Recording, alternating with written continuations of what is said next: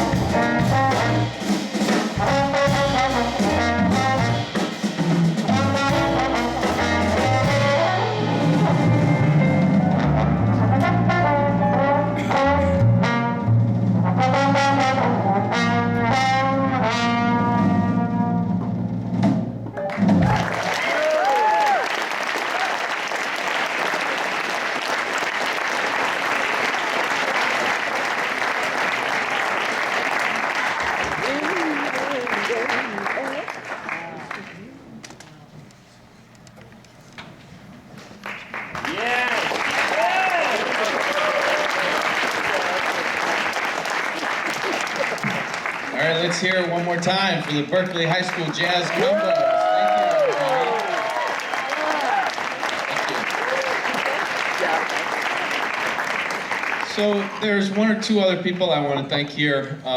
Another longtime supporter of HELP, Jennifer McCormick, and the reason I'm giving her a shout out is that she's actually on her way from Niger in West Africa to her home in Detroit, and she took a little detour just so she could be here with us this evening. So it's probably morning for her. So thanks so much, Jennifer, and also my colleague Nikhil, who's essentially responsible for putting this whole thing together. I'd like everybody to give a big hand for Nikhil.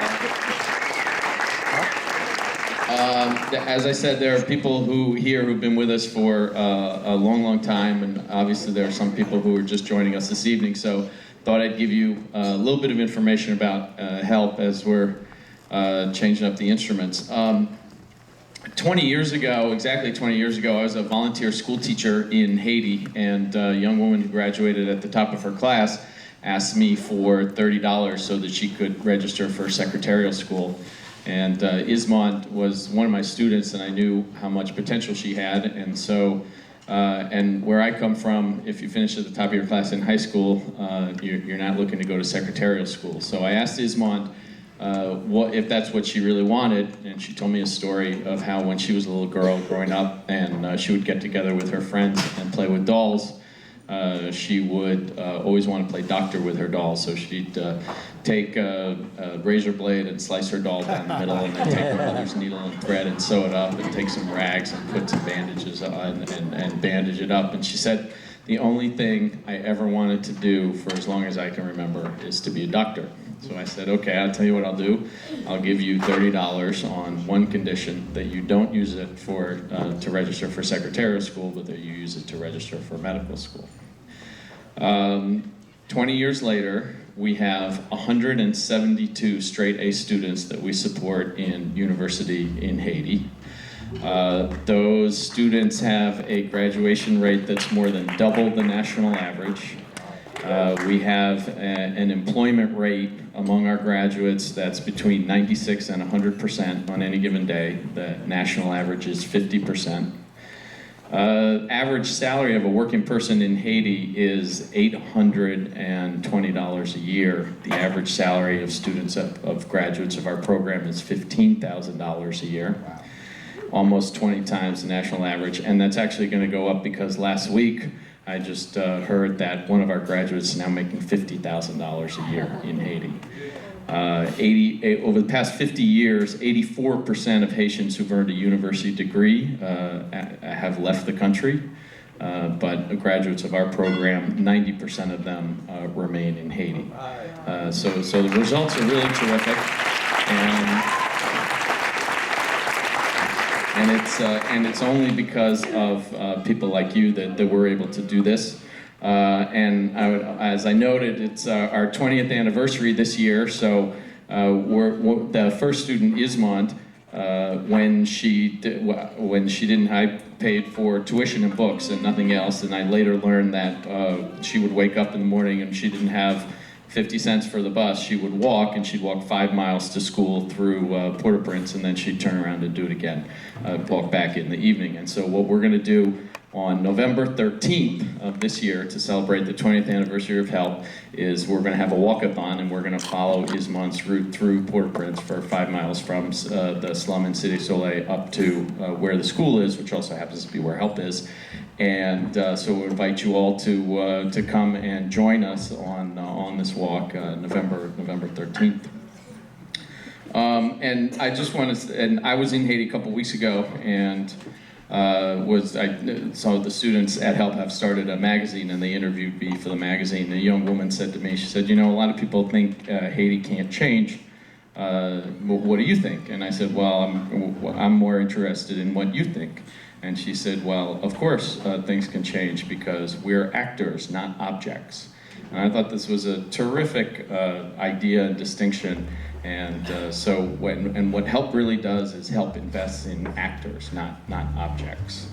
And I'm going to pull out my phone here. I'm not checking my Facebook feed. I just want to read you an email that we got just a couple hours ago. It's application time at HELP. Applications were due April 30th for the coming year. So all the people who are seniors will know all about that. And so we had 347 applicants, all of whom have a straight A average throughout high school, and we only have spots for 30 of them. So this is as competitive as the most competitive schools in the United States. And this is kind of gives you some idea of what kinds of students we're getting. This is from Deputy Director Amber. She says, "Hi guys. Just happened to read this essay, the application essay, because this young woman finished 2 years ago from a school that wasn't in our database. Apparently, it's a weekend program.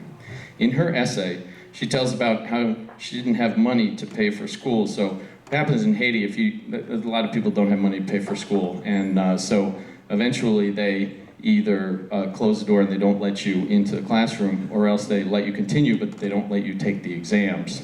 And then if you don't take the exams, then obviously you can't pass into the next grade, or you can't graduate until you come up with the money. So in this particular case, he says, so she tells about how she didn't have the money to pay for school, and just before her final exam, her mother sold their bed so she could pay the debt and take the exam.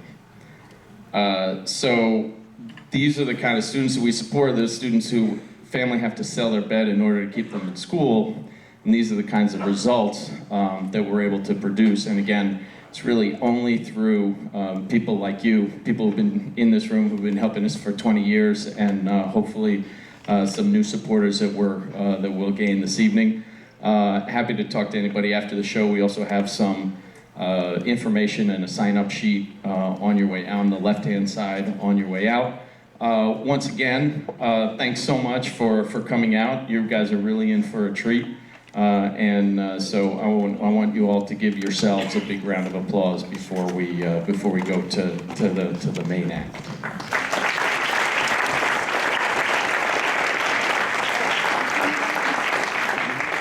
So you guys are really in for a treat, and so I'm not going to talk about how good the music is, because we're just going to have these guys play. It's a great pleasure to introduce a really good friend of mine and a really good friend of HELP, Mr. Aaron Goldberg. Aaron.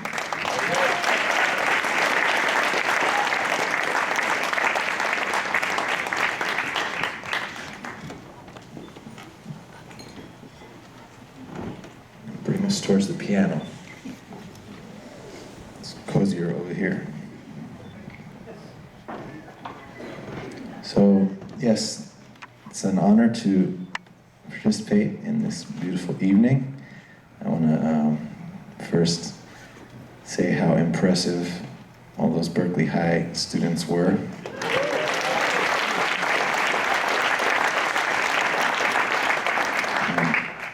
Berkeley High Jazz program is legendary. Even somebody who grew up in the East Coast like myself, I'd heard all about it when I was 16, trying to learn how to play jazz myself.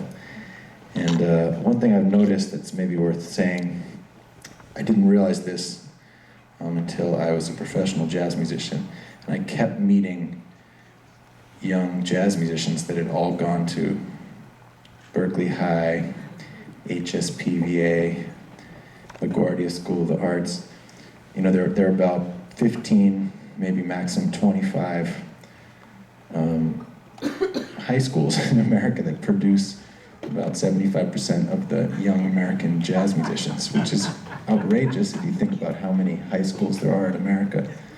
And that's because there's a tradition, such as Berkeley High's, and more importantly, one faculty member at each of these high schools who's responsible for producing generation after generation of great, I mean, the tradition is being kept alive by these high school jazz directors across the country. And there's this very small number of them that are producing all the high-level jazz musicians. So I want to just thank all of you guys out there, all you high school amazing band directors that are keeping this music alive, including, of course, Berkeley High's.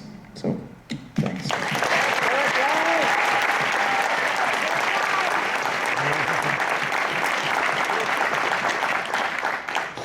And I will also say that I've been to Haiti about 8 times, and I've seen a lot of what Connor was talking about firsthand.